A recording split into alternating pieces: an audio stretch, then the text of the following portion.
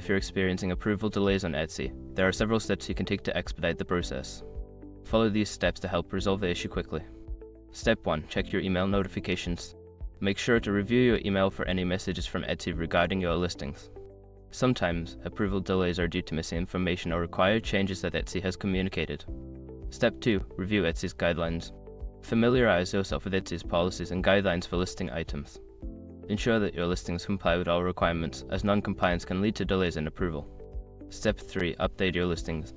If you find any issues with your listings, make the necessary updates. This may include correcting descriptions, adjusting tags, or ensuring that images meet Etsy's standards. Step 4. Contact Etsy support. If your listings are still delayed after making updates, reach out to Etsy's customer support. Provide them with details about your listings and ask for assistance in resolving the approval delays. Step 5. Be patient and follow up. After contacting support, give them some time to respond. If you don't hear back within a few days, consider following up to check on the status of your approval.